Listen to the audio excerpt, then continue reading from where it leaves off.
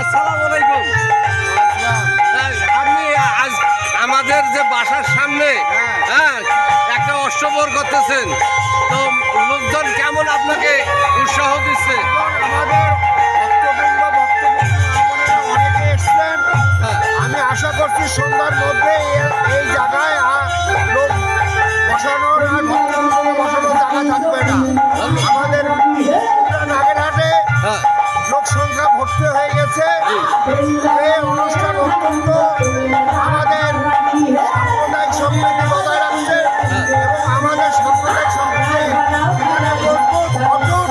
আমরা এখানে কোনো প্রশাসনের লোক নিয়ে আমরা এই অনুষ্ঠান করতেছি না।